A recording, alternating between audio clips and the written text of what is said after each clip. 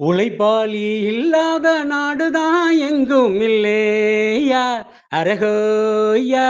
அவன் உழைப்பாலே பிழைக்காத பேருதான் எங்கும் இல்லை ஏயா. அரகோயா. அரே சாமியே சாமி, அப்படி இருந்துட்டா காமி.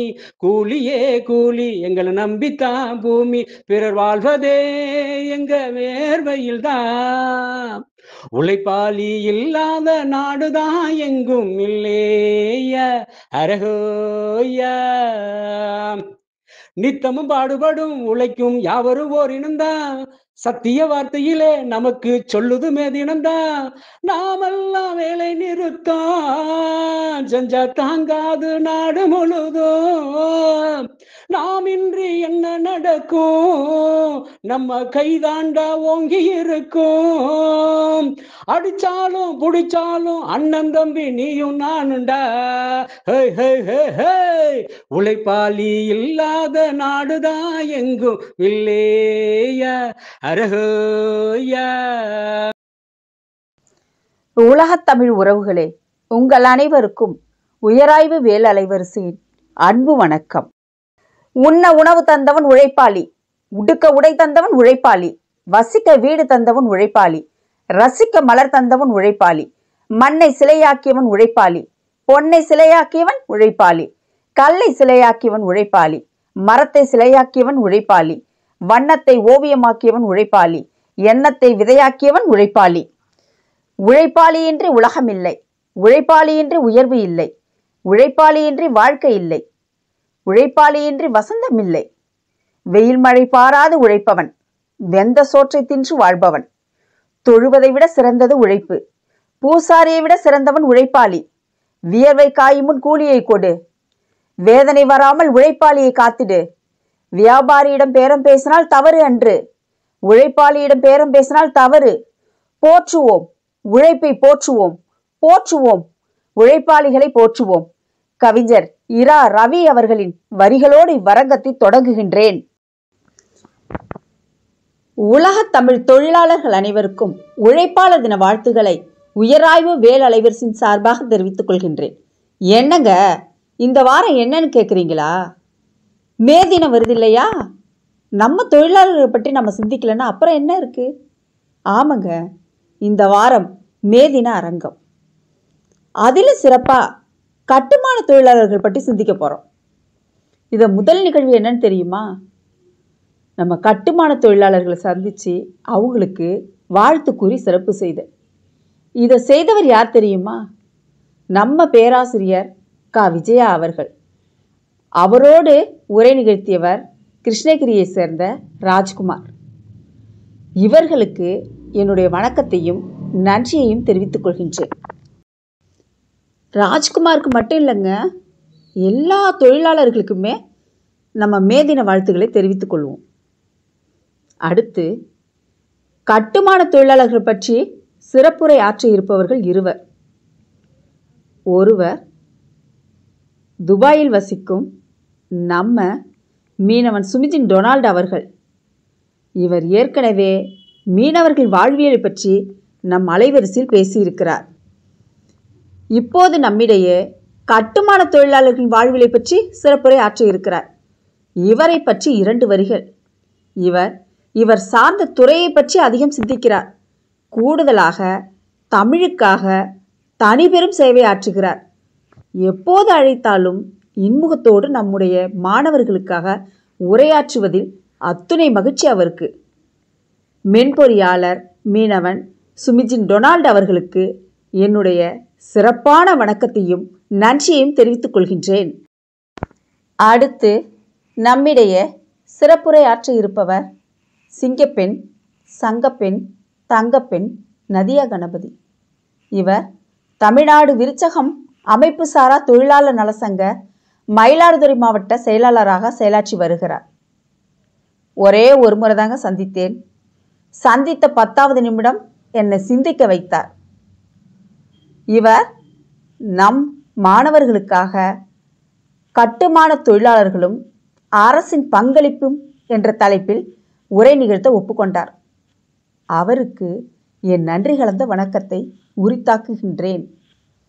ஆன்றோர்கள், சான்றோர்கள், பயனர்கள் அனைவருக்கும் அன்பு வணக்கம். இத்தருணத்தில் ஒன்றை சொல்லிக்கொள்ள விரும்புகின்றேன். நிறைய தமிழ் உறவுகள் எனக்காக முகநூல் வழியாகவும் புலனம் வழியாகவும் மிகப்பெரிய ஆதரவு தந்து கொண்டிருக்கிறார்கள். அவர்களுக்கு என் இதயத்தின் வழியாக நன்றியை தெரிவித்துக் கொள்கின்றேன். வாருங்கள் உலகத்தமிழ் மாணவர்களே, மே தினத்தில் மட்டுமல்ல, எல்லா நாட்களுமே தொழிலாளர்களை போற்றுவோம், அவர்களுடைய வழியை மாற்றுவோம், முடிந்தவரை அவர்களோடு இணைந்து செயலாற்றுவோம். நாம் அனைவரும் தமிழால் இணைவோம். உங்களின் நான் முனைவர் சே. அஜிதா, துறை தலைவர், தமிழ் உயராய்வுத்துறை, திருவிக அரசு கலைக்கல்லூரி, திருவாரூர். நன்றி, வணக்கம். அனைவருக்கும் வணக்கம். வானுயர்ந்த கட்டடங்களை பார்த்து வியக்கிறோம், அதிசயம் என்று போற்றுகிறோம். அதை உருவாக்க உழைத்தவர், வியர்த்தவர், இடுப்புடைய பாடுபட்டவர்களை நினைத்ததுண்டோ? இதோ ஓர் சித்தாளின் பெயரை கவிஞர் பாடுகிறார். பொற்காலமே இருந்தாலும் இவள் தலையில் எழுதியதோ கற்காலம்தான். எப்போதும் தொலைந்ததே வாழ்வு என தலையில் கை வைத்து புலம்புவோர் பூமியிலே தன் வாழ்வு தொலையாமல் தற்காத்து வைப்பதற்காய் தலையில் கை வைக்கிறாள்.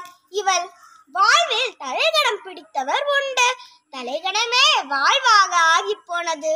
இவளுக்கு அடுக்குமாடி அலுவலகங்கள் எதுவாயினும் அடுத்தவர் கனவுக்காக அழுக்காமல் இவர் சுமக்கும் கற்கள் எல்லாம் அடுத்த வேளை உணவுக்காக. செத்தாலும் சிறிதளவே சலனங்கள் ஏற்படும் சித்தாளின் மனச்சுமைகள் செங்கற்கள் அறியாது. உலகின் படைப்புகள் எல்லாம் உழைப்பின் சிதறல்களே. உலகில் இருந்து உழைப்பில் கழித்தால் வெறும் மண்ணும் கல்லும் தான் மிஞ்சும். இதனால் உழைப்பாளிகளை மதிப்போம், உலகத்தை காப்போம் என்று சொல்லி இந்த அருமையான நிகழ்ச்சியை ஏற்பாடு செய்திருக்கும் திருவிக அரசு கலைக்கல்லூரி தமிழ் உயர் ஆய்வுத்துறை தலைவர் முனைவர் அஜிதா அவர்கள் மற்றும் வேலறக்கட்டளை சார்பில் அனைவரையும் இந்த உழைப்பாளர்கள் அரங்கத்திற்கு வருக வருக என வரவேற்கிறோம். வாருங்கள் உறவுகளை, காணொளிக்குள் செல்வோம். நான் உங்கள் அமிர்தினி. நன்றி, வணக்கம். வணக்கம் தம்பி. அவங்க பேர் என்னப்பா? ராஜ்குமார். உங்க வீட்டில் எத்தனை பேர்? 3 பேர். அம்மா அப்பாலாம் என்ன செய்வாங்க? அம்மா விவசாயம் தான், கூலி காய்கறி வச்சுருக்காங்க. அப்பா அப்பா வீட்டு வேலை செய்யறாரு.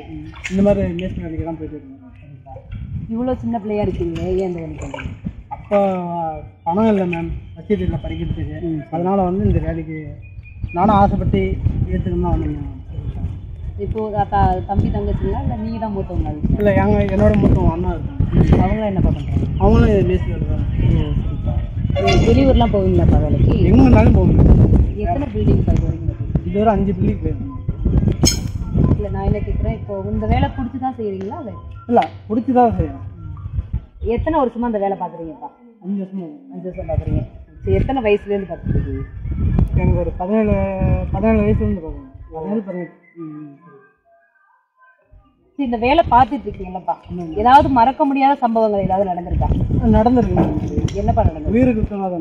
ஓ, சரிப்பா. பார்த்து சூதாமல் பார்த்து பொறிக்க செய்யணும். தம்பி, நீங்கள் கிருஷ்ணகிரியிலேருந்து வந்து இங்கே வேலை பார்க்குறீங்கல்ல, திருவாரூரில் வேலை பார்க்குறீங்க, உங்களுக்கு இதில் ஏதாவது இடையூறு இருக்கா? எதுவுமே இல்லை. அங்கே வந்து சேலரி கம்மி, இங்கே சேலரி அதிகம். அதே இல்லாமல் டெய்லியும் ஒர்க் இருக்கும். அங்கே ஒரு நாள் to ஒரு நாள் தான் ஒர்க் இருக்கும். அதான் பிரச்சனை. இங்கே வந்து தங்கி வேலை செஞ்சால் ஒரு அமௌண்ட் வரும். ஏதாவது சங்கத்தை சிங்கம் சீட் அது இது எதாவது கட்டலாம். அதுக்காக இல்லை இதுதான் பெஸ்ட். ஓ, உள்ளூரில் வேலை பார்க்குறத விட வெளியூரில் வேலை பார்க்குறது உங்களுக்கு பெஸ்ட்டாக தெரியுமா?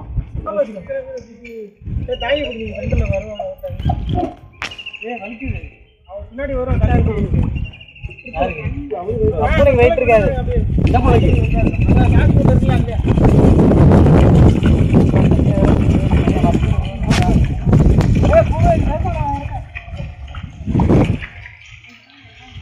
நம்ம இவ்வளோ நேரம் பேசிட்டு இருந்தோம் இல்லையா, ராஜ்குமாருக்கும் அவங்க அக்காவுக்கும் வந்துட்டு சிறப்பு செய்வது இந்த சால்வை நான் வந்து கவனிச்சுக்கிறேன்.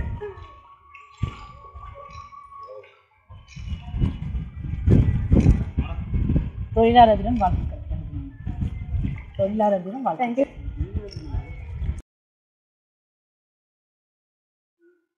அனைத்து தொழிலாளர்களுக்கும் இனிய தொழிலாளர் தின நல்வாழ்த்துக்கள்.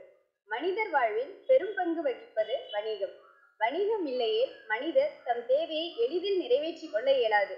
வானுயர்ந்த கட்டடங்களை பார்த்து வியக்கிறோம், அதிசயம் என்றும் போற்றுகிறோம். அதை உருவாக்க உழைத்தவர், வியர்த்தவர், இடுப்பொடிய பாடுபட்டவர்களை நினைத்ததுண்டா? அப்படிப்பட்ட கட்டுமான தொழிலாளர்களின் வாழ்வியலை பற்றி பேச வருகிறார் மீனவன் சுமிஜின் டொனால்டு பிரான்சிஸ் ஐயா அவர்கள். ஏற்கனவே வேல் மற்றும் உயராய்வு அலைவரிசையில் தம் கருத்துக்களை வழங்கியமைக்கும், எங்கள் சீரிய முயற்சியால் மீண்டும் தம் கருத்துக்களை வழங்க வந்தமைக்கும் ஐயா அவர்களுக்கு நன்றிகளை தெரிவித்துக் கொள்கிறோம்.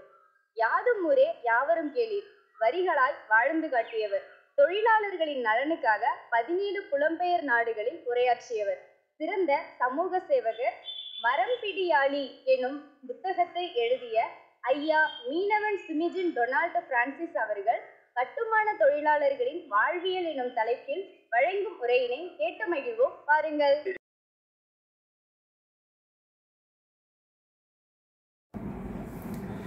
அனைவருக்கும் இனிய காலை வணக்கம். எல்லா புகழும் இறைவனுக்கே. தோழர்களே, தொழிலாளர்களே, இன்றைய தினம் எனக்கு பேச வாய்ப்பு கிடைத்தது கட்டுமான தொழிலாளர்களின் வாழ்வியல் பற்றி. எனது பெயர் மீனவன் சுமிஜின் டொனால்ட். இதற்கு முன் உயராய்வு மற்றும் வேல் யூடியூப் சேனலில் உங்களுடன் உரையாடி இருக்கிறேன். மீனவர்களையும் மீனவத்தையும் அவர்களது வாழ்வியலை பற்றியும். இன்று உண்மையிலேயே மிகவும் மகிழ்ச்சி. உழைப்பாளர்களான கட்டுமான தொழிலாளர்களை பற்றி, அவர்களது வாழ்வியலை பற்றி பேச உண்மையிலே என்னை பயன்படுத்தியதற்கு மிக்க மிக்க நன்றி. தமிழ்துறை நமது திருவாரூர் திருவிகா கலை மற்றும் அறிவியல் கல்லூரியில் பணிபுரிந்து கொண்டிருக்கும் முனைவர் ஜெயா அஜிதா அவர்களுக்கு, அவர்களது இந்த சேனல் உண்மையிலேயே மிகப்பெரிய ஒரு சாதனை படைத்துக் கொண்டிருக்கிறது என்பதில் மிக்க மகிழ்ச்சி. ஏழை எளிய மக்கள், தோடர், வடுகர், மீனவர் என பல மக்களுடைய, ஏழை மக்களுடைய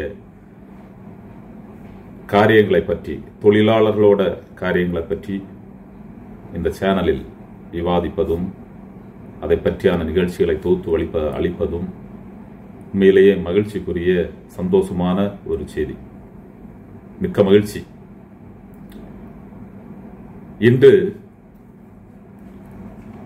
கட்டுமான தொழிலாளர்கள், கட்டுமான தொழில் என்றால் என்ன என்பது கூட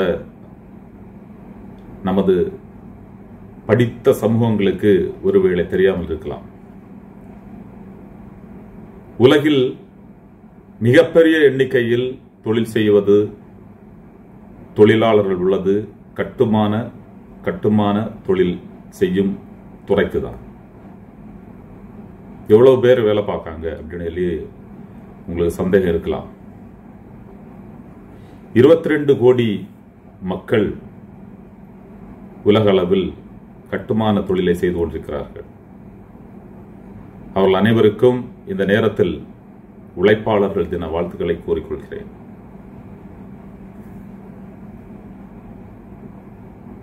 இந்த தொழில் எவ்வாறு நமது பகுதிகளில் அல்லது உலக அளவில் செம்மையாக நடக்கிறதா, இல்லை அந்த தொழிலாளர்கள் உண்மையிலேயே அவர்களுக்கான ஊதியத்தை பெறுகிறார்களா, இல்லை அவர்களை ஒவ்வொரு நாடுகளிலும் அல்லது நமது இடங்களிலும் அதற்கான அவர்களுக்கான வசதிகளையும் வாய்ப்புகளையும், இல்லை அவர்களது கரெக்டான ஊதியங்களையும் கொடுக்கிறார்களா என்பது கேட்டால் உண்மையிலேயே அவர்களை பற்றி யாரும் பேசாததும், அவர்களுக்கான தேவைகளை செய்து கொடுக்காததும், அவர்கள் ஒரு பொருளாக கருதாமல் அவர்களுக்கென ஒரு குரல் கொடுக்கவும் யாரும் இல்லாமல் இருப்பது மிக்க வேதனை.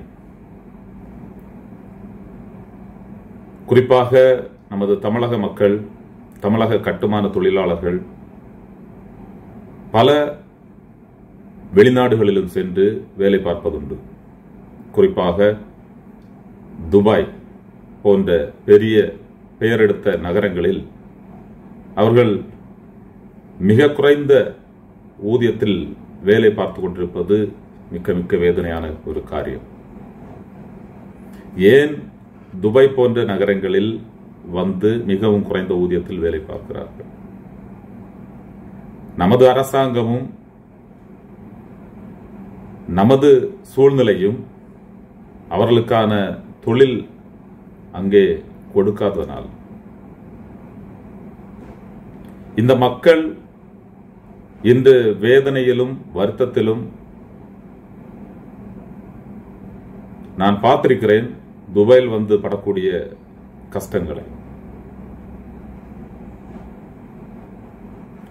அவர்களது குடும்பங்களை நன்றாக ஊரில் வைத்திருக்க அவர்கள் இங்கே வந்து என்ன மாதிரி கஷ்டமான வேலை பார்த்தாலும் அதில் ஒரு மனநிறைவோட இருக்காங்கன்னா நம்ம குடும்பம் அங்க நன்றாக இருக்கிறது என்பதற்காக. ஏன் இவ்வாறு இந்த சூழ்நிலை அவர்களுக்கு இருக்கிறது? கட்டுமான தொழிலில் போதுமான வருமானம் இந்த தொழிலாளர்களுக்கு தான் இல்லை என்பதை மாற்றி பார்த்தோம் என்றால் யாருக்கு அவர்களால் வருமானம் வருகிறது என்பதையும் இங்கே சொல்ல வேண்டும். கட்டுமான தொழில் என்பது உலகளவில் நடக்கக்கூடிய மிகப்பெரிய ஒரு வியாபாரம். நமது இடங்களில் அது அவ்வாறாக இதுவரை வரவில்லை. கட்டுமான தொழிலாளர்களை பெரிய நகரங்களில், துபாய் போன்ற நகரங்களில் அவர்களால் தான் கட்டிடம் எழுப்பப்படுகிறது. அவர்கள் இருந்தால்தான் அந்த கட்டிடம் முழுமை அடையும். ஆனால் அவர்களுக்காக ஒதுக்கப்படும் ஒரு கட்டிடத்தை கட்டும்போது அவர்களுக்காக ஒதுக்கப்படும் அந்த தொகை அதில் 10ல் 1 பங்கு போலும் அவர்களுக்கு வந்து சென்றடைவதில்லை. காரணம் இதில் மிகப்பெரிய தளங்கள் உள்ளது. கட்டுமான தொழில், அதாவது ஒரு கட்டிடம் கட்ட குறைந்தபட்சம் 5, 6 அல்லது 10 அடுக்கான கம்பெனிகள் இருக்கின்றன. இந்த கம்பெனிகள் தான் இவர்களது அந்த ஒரு ஊதியத்தை மிக குறைக்க காரணம். நமது நாடுகளில், நமது தமிழகத்தை எடுத்துக்கொண்டால் அங்கே 2 அல்லது 3 நபர்களில் ஒதுங்கி விடுகிறது.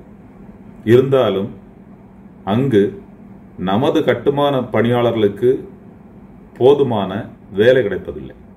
காரணம், அங்கு இந்த கட்டுமான தொழிலை ஒரு துறையாகவோ அல்லது அதை பணம் சம்பாதிக்கும் அல்லது இந்த மக்களுக்கு நல்ல வேலை வாய்ப்பு கொடுக்கும் துறையாக பார்ப்பதில்லை. இன்றும் அரசாங்கம் செய்யக்கூடிய அந்த கட்டுமான வேலைகளை செய்வது ஒரு தனியாரிடம் கொடுத்துவிட்டு அவர்கள் இந்த மக்களை சிறிய ஊதியத்தில் அங்கு வேலை வாங்குவதும், இதற்கிடையில் உள்ள ஏஜென்ட்களும் அவர்கள் இவர்களை வஞ்சித்து தேவையில்லாத நிறைய அவர்கள் வேலையை கொடுப்பதும், அதே நேரத்தில் ஊதியம் கொடுக்காமலும், லஞ்சம் ஊழல் என இதற்கிடையில் கமிஷன் என பல பணங்களும் அதிலிருந்து போவதும் அங்கு கட்டுமான தொழில் ஒழுங்காக வரவில்லை. அதனால் அந்த துறையினை யாரும் கவனிக்கவோ அதை ஒரு பொருட்டாகவோ எடுத்து மிகப்பெரிய அளவில் செய்வதில்லை.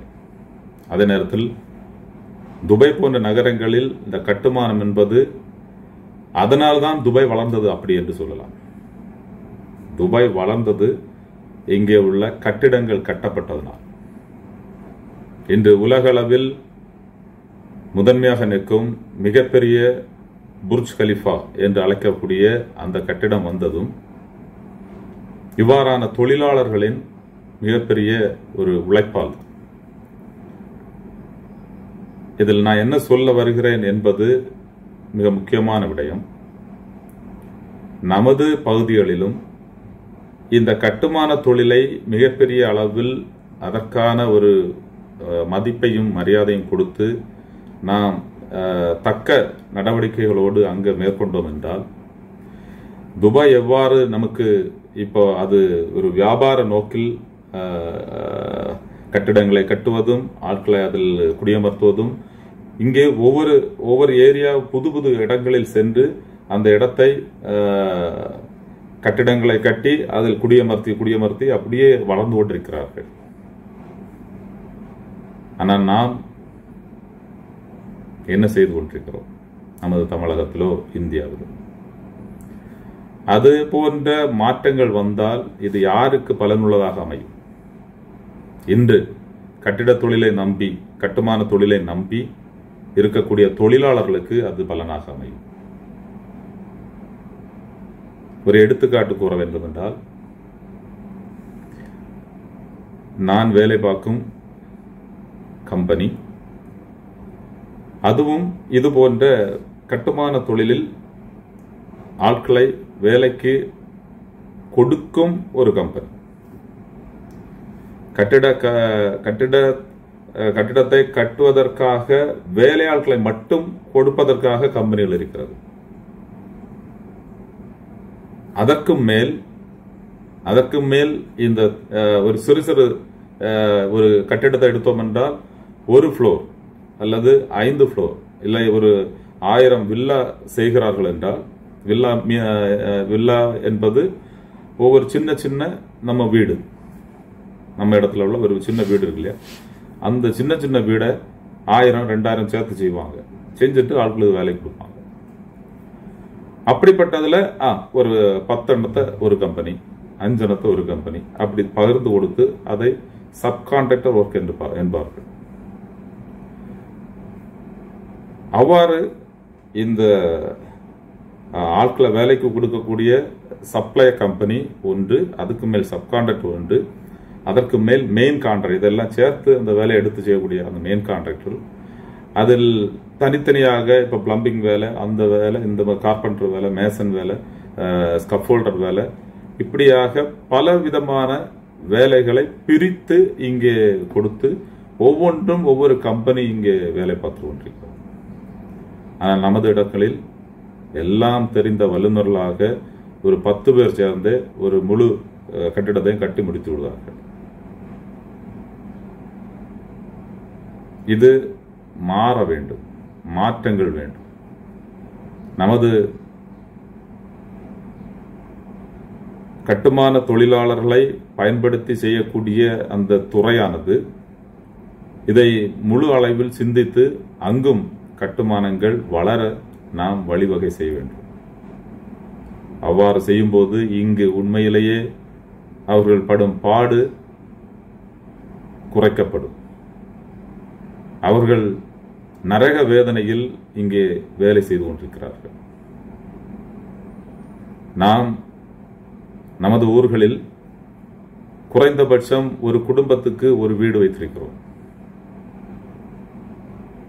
ஒரு வீடு என்பது 2 அறையும் ஒரு ஹாலும் ஒரு கிச்சன், இவ்வாறாக ஒரு வீடு. இந்த 2 அறையும் ஒரு ஹாலும் ஒரு கிச்சனும் இருக்கக்கூடிய இந்த ஒரு இடத்தில், இந்த ஒரு இடத்தை இங்க துபாயில்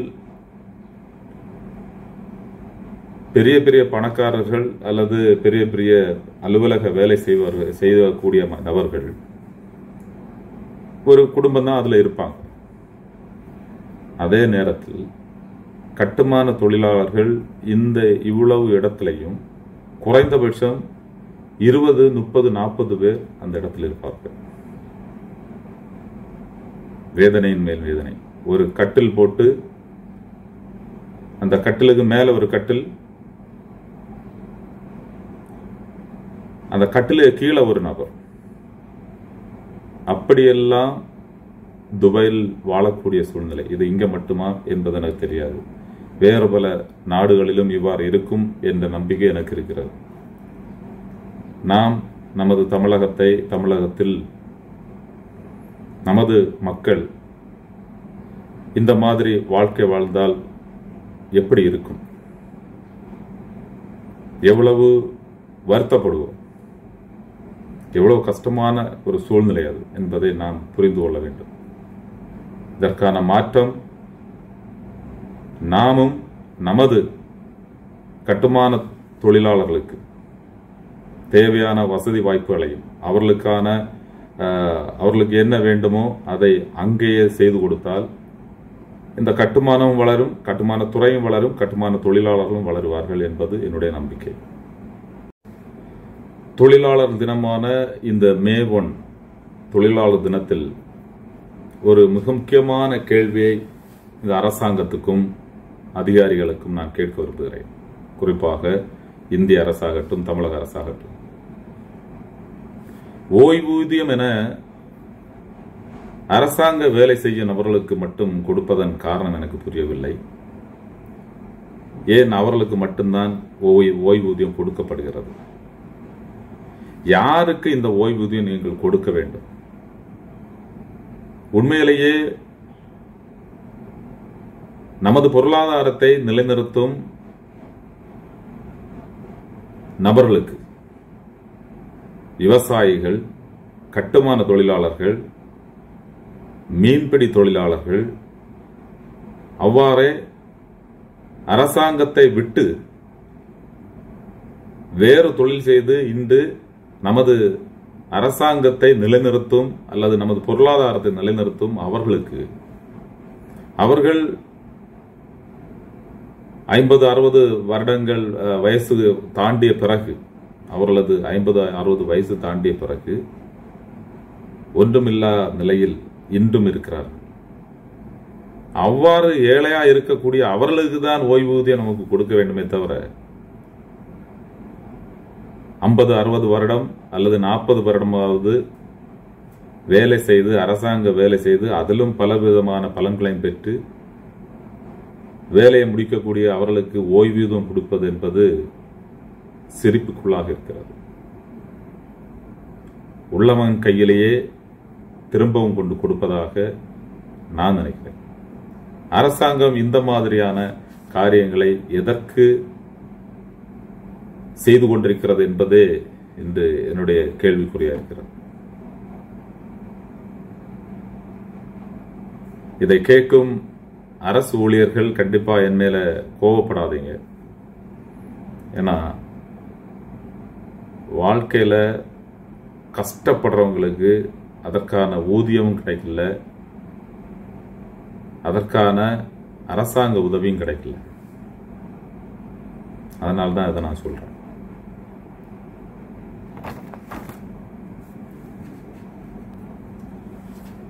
இன்னைக்கு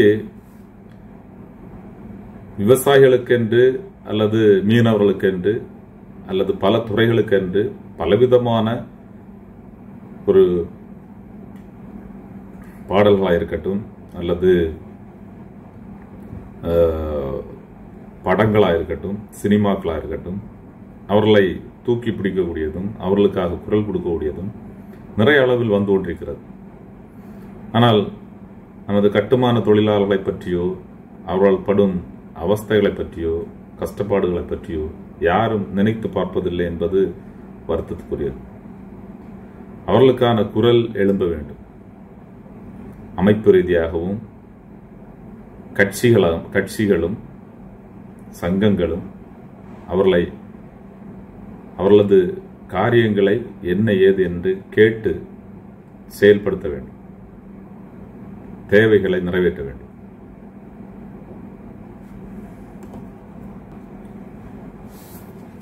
அவ்வாறே இந்த கட்டுமான தொழிலாளர்களுக்கு எந்தெந்த விதத்தில் நாம் உதவி செய்ய முடியுமோ அந்தந்த எல்லா விதத்திலும் நாம் உதவி செய்ய வேண்டும்.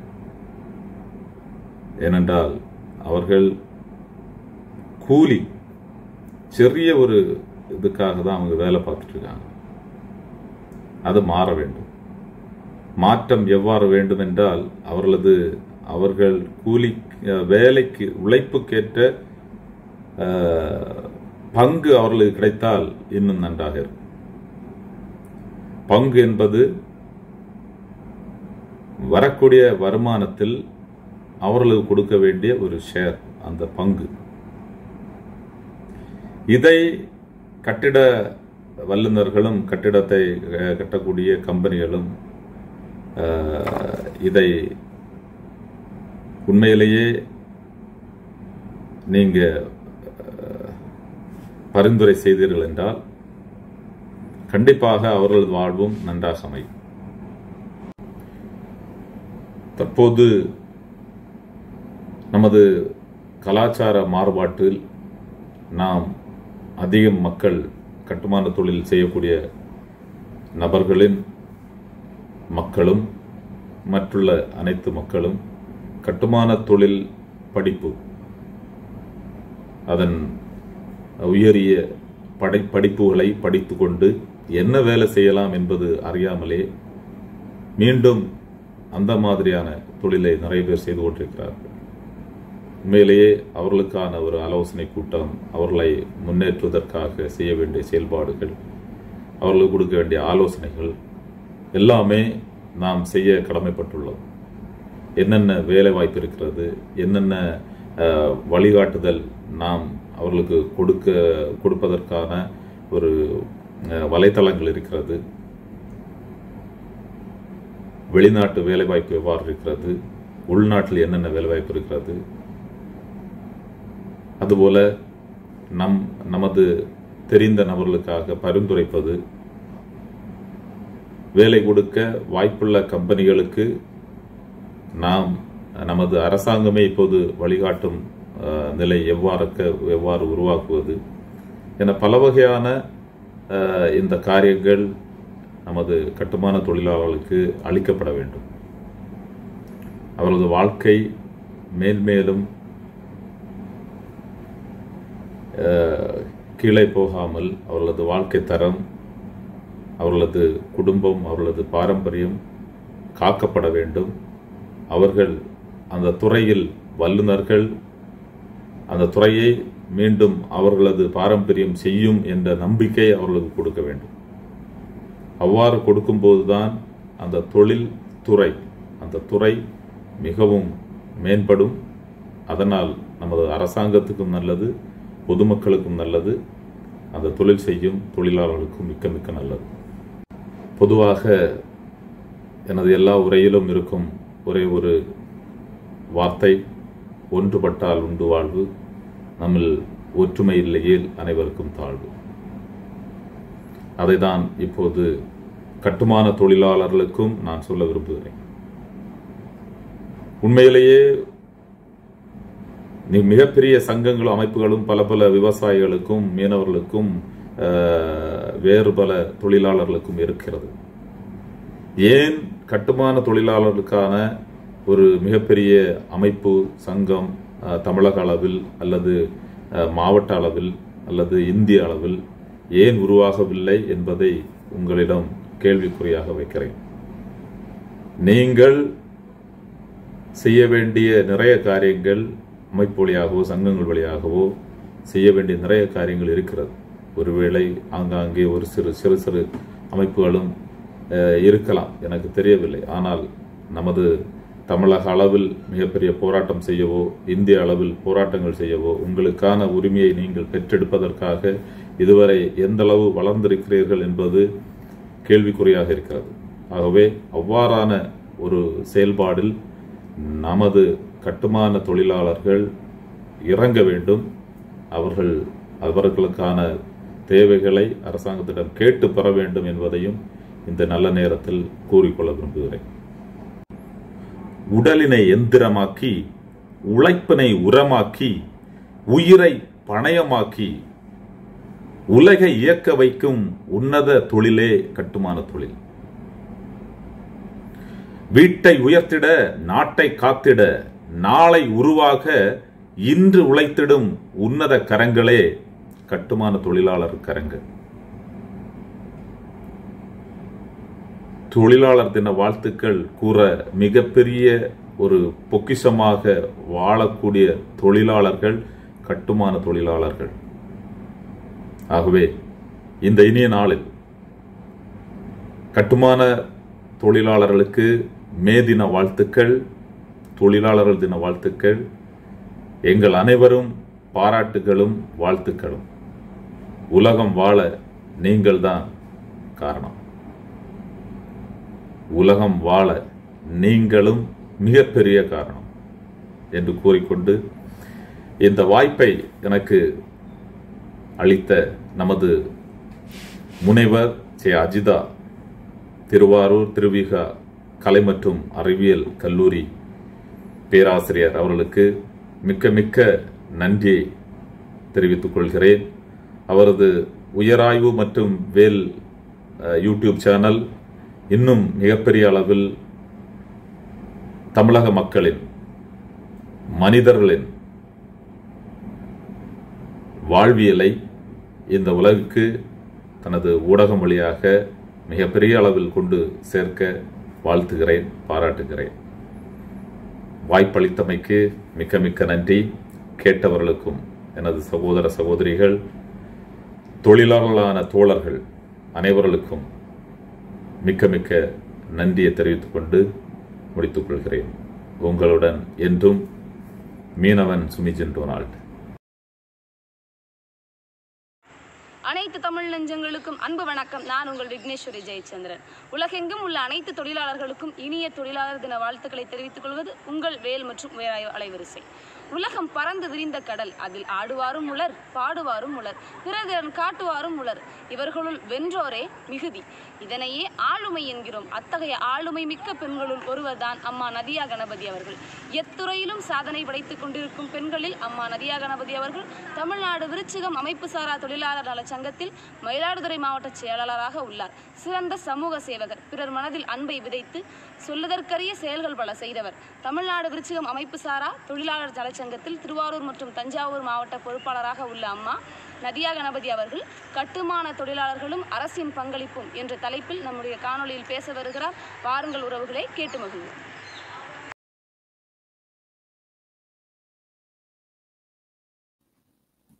இம்மண்ணின் கருவுணர்த்தி மறைவிலாவின் தனி உணர்த்தி என்னை எனக்கு உணர்த்திய தாயே தமிழே, உன்னை வணங்கி எனது உரையை தொடங்குகிறேன். என் பெயர் நதியா. நான் தமிழ்நாடு விருச்சகம் நலவாரிய கட்டுமான சங்கத்தில் மயிலாடுதுறை மாவட்டத்திற்கு செயலாளராக பணியாற்றுகிறேன். அது மட்டும் இல்லாமல் நாகப்பட்டினம், திருவாரூர் மற்றும் தஞ்சாவூர் மாவட்டத்துக்கு பொறுப்பாளராகவும் பணியாற்றிட்டுருக்கேன். சரிங்களா? இந்த வீடியோவை பார்க்குற இந்த நல் உள்ளங்களுக்கெல்லாம் என்னுடைய வணக்கத்தை தெரிவிச்சுக்கிட்டு, நான் தமிழ்நாடு கட்டுமானம், அதாவது அமைப்பு சாரா தொழிலாளர் நல சங்கத்தில் கட்டுமானத்தில் இருக்கிற மக்களுக்கு மட்டும் என்னென்ன சலுகைகள் இருக்குது, அரசு என்னென்ன சலுகைகள் கொடுத்துருக்கு அப்படின்னு நான் உங்கள்கிட்ட சொல்கிறதுக்காக வந்திருக்கேன். இந்த சலுகைகள் நிறைய பேருக்கு தெரியும், நிறைய பேருக்கு தெரியாது.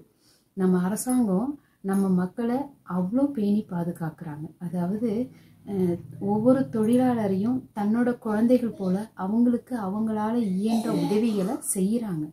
ஆனால் இது நிறைய மக்களுக்கு போய் சேர்றதில்லை.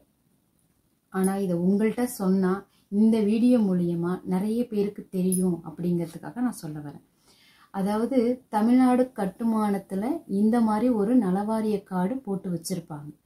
இந்த வாரிய கார்டு வச்சிருக்கிறதுனால நம்ம கவர்மெண்ட் ஆம்பெல்லாம் போட்டு வந்திருக்கும். நம்மளுடைய அரசாங்கம் நமக்கு என்னென்ன சலுகைகள் தருது அப்படிங்கிறத நான் உங்களுக்கு சொல்ல போகிறேன். சரியா? இப்போது நீங்கள் 18 வயசுலேருந்து 59 வயசுக்குள்ள உள்ள தொழிலாளர்கள் எல்லாருமே இந்த கட்டுமானத்தில் சேரலாம். நம்ம வாழ்க்கையில் ரொம்ப ரொம்ப முக்கியமானவங்க யாருன்னு கேட்டிங்கன்னா விவசாயிங்க ஃபஸ்ட். ஏன்னா அவங்க நமக்கு சாப்பாடு போடுறவங்க. அவங்கள அடுத்து யாருன்னு கேட்டிங்கன்னா கட்டுமான தொழிலாளிகள் தான். ஏன்னு கேட்டிங்கன்னா நம்ம இருக்கிற இடத்த நமக்கு உருவாக்கி கொடுக்குறவங்க அவங்க தான். அதில் பெரும்பாலும் அடித்தட்டு மக்களாகவும் கஷ்டப்படுறவங்களாகவும் தான் இருப்பாங்க. அவங்களுக்கு நம்மளோட வாழ்வாதாரத்தை எப்படி முன்னேற்றுறதுன்னு தெரியாது. அன்னன்னைக்கு சம்பாதிக்கிறோமா, அன்னன்னைக்கு சாப்பிட்றோமா அப்படியே ஓட்டிடுறாங்க. ஆனால் அவங்களுக்கு நம்மளுடைய அரசாங்கம் அவங்களுக்கு என்னென்ன சலுகைகள்லாம் கொடுத்துருக்கு, இது வரைக்கும் யாருக்கும் தெரியாத விஷயங்களை நான் உங்களுக்கு சொல்ல போகிறேன். இப்போ ஒரு கட்டுமானத்தில் ஒரு தொழிலாளர் நான் கட்டுமானத்தில் இருக்கேன் அப்படின்னு பதிவு பண்ணியிருக்கார் அப்படின்னா அவங்களுக்கு நம்ம அரசாங்கம் என்ன செய்கிறாங்கன்னா, அவங்களுக்கு நம்மளுடைய அரசாங்கம் அவங்களுக்கு என்னென்ன சலுகைகள்லாம் கொடுத்துருக்கு, இது வரைக்கும் யாருக்கும் தெரியாத விஷயங்களை நான் உங்களுக்கு சொல்ல போகிறேன்.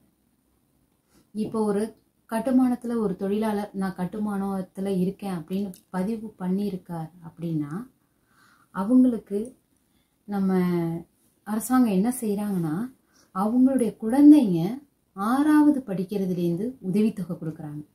6வது படிக்கும்போது வருஷத்துக்கு 1000 ரூபாய் கொடுக்குறாங்க. 7வது படிக்கும்போது வருஷத்துக்கு 1000 ரூபாய் கொடுக்குறாங்க. அதே மாதிரி 8வது 9வது படிக்கும்போது வருஷம் அவங்களுக்கு உதவித்தொகையாக கொடுக்குறாங்க. அது மட்டும் இல்லாமல் 10ஆம் வகுப்பு 12ஆம் வகுப்பு படிக்கும்போது 2000ம் படித்து பாஸ் பண்ணியாச்சுன்னா 2000 ரூபாயும் நம்மளுடைய அரசாங்கம் இந்த தொழிலாளர்களுக்கு, கட்டுமானத்தில் உள்ள தொழிலாளர்களுக்கு மட்டும் இலவசமாக வழங்குறாங்க. அது மட்டும் இல்லாமல் நான் கஷ்டப்படுறேன் அப்படின்னு தெரிஞ்சு நான் வீடே இல்லை, ஆனால் ஒரு கட்டுமான தொழிலாளியாக இருக்கேன், நான் நிறைய பேருக்கு வீடு கட்டி கொடுக்குறேன், ஆனால் எனக்கு இருக்க வீடு ஒழுங்காக இல்லை அப்படின்னு சொல்கிற பட்சத்தில் எனக்கு வீடு கட்டிக்கிறதுக்கு 4 லட்சம் ரூபாய் உதவித்தொகையை நம்மளுடைய அரசாங்கம் கொடுக்குது. இது எத்தனை பேருக்கு தெரியும் சொல்லுங்க? நிறைய பேருக்கு தெரியாது. இது தெரியப்படுத்தணுங்கிறதுக்காகவே எனக்கு இந்த வாய்ப்பை கொடுத்துருக்காங்க. இந்த வாய்ப்பை கொடுத்தவங்களுக்கு நான் ரொம்ப நன்றி சொல்கிறேன். 4 லட்ச ரூபாங்கிறது இன்னைக்கு ரொம்ப பெரிய விஷயம். அந்த 4 லட்ச ரூபாயை நீங்கள் திருப்பி கட்ட வேணாம், வட்டி கட்ட வேணாம், செலுத்த வேணாம், ஒன்றும் செய்ய வேணாம். ஆனால் இந்த அரசாங்கம் உங்களுக்கு கொடுக்குது. அது மட்டும் இல்லாமல் ஒரு கட்டுமான தொழிலாளி ஒரு கட்டடத்தில் வேலை பார்க்கும்போது ஏதோ கீழே விழுந்து ஒரு ஆக்சிடென்டல் ஆயிடுச்சு அப்படின்னா அவனுக்கு நம்மளுடைய அரசாங்கம் 5 லட்சம் ரூபாய் வரைக்கும் உதவித்தொகை கொடுக்குது. யாரெல்லாம் இப்படி கொடுப்பா? எந்த அரசாங்கம் கொடுக்கும் சொல்லுங்க? ஆனால் நம்மளுடைய அரசாங்கம் நம்ம கட்டுமான தொழிலாளிக்கு கொடுக்குறாங்க. இதை நிறைய பேர் பயன்படுத்தணும் அப்படிங்கிறதுக்காக, ஒரு விழிப்புணர்ச்சி உண்டாக்கணுங்கிறதுக்காக கூட நான் இந்த வீடியோவை பதிவிடுறேன்னு சொல்லணும். ஏன்னா ஒரு 100ல் ஒரு 50% மக்கள் கூட இதை பயன்படுத்திக்கல.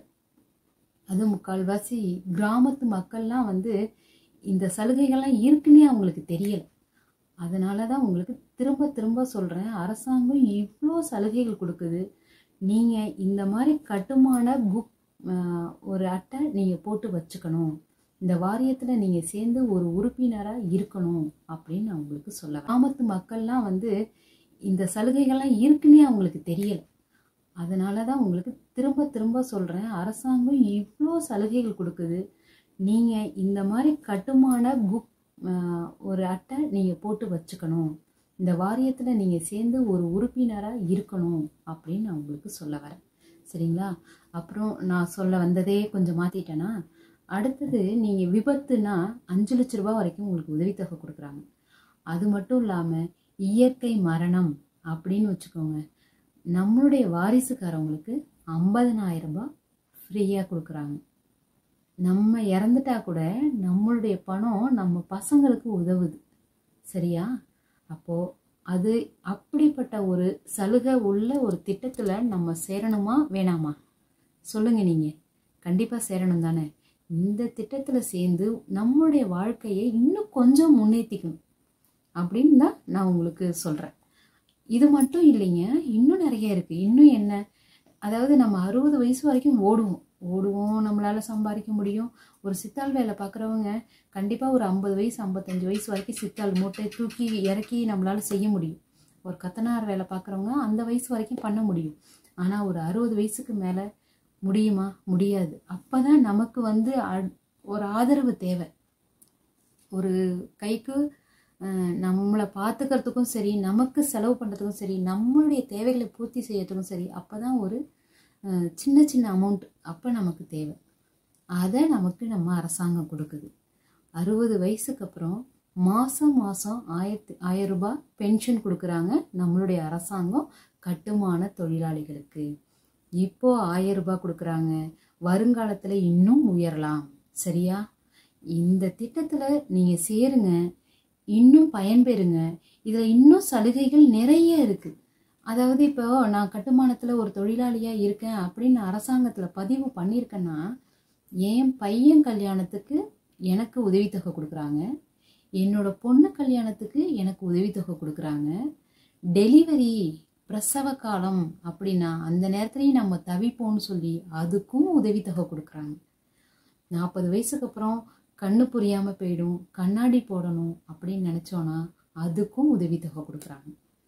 இந்த உதவிகளை எல்லாத்தையும் நம்ம பெற்று அந்த நேரத்துலையும் நம்ம தவிப்போம்னு சொல்லி அதுக்கும் உதவித்தொகை கொடுக்குறாங்க. 40 வயசுக்கு அப்புறம் கண்ணு புரியாமல் போயிடும், கண்ணாடி போடணும் அப்படின்னு நினச்சோன்னா அதுக்கும் உதவித்தொகை கொடுக்குறாங்க. இந்த உதவிகளை எல்லாத்தையும் நம்ம பெற்று நம்ம பயன்பெறணும் அப்படின்னு நினச்சி நான் உங்களுக்கு சொல்கிறேன். எனக்கு அரசாங்கம் ஒன்றும் செய்யலை, நான் பொழுதுக்கும் வேலை செய்கிறேன், சாப்பிட்றேன், ஒன்றும் பண்ணுறேன், ஆனால் இருக்கிறவங்களுக்கு தான் இந்த அரசாங்கம் பார்க்குது, ஒழிய இல்லாத எங்களை இந்த அரசாங்கம் பார்க்க மாட்டேங்குது அப்படின்னு புலம்புறீங்க இல்லைங்களா? புலம்பாதீங்க. உங்களுக்கு அரசாங்கம் நிறைய சலுகைகள் கொடுத்துருக்கு, ஆனால் நீங்கள் பயன்பெறலை.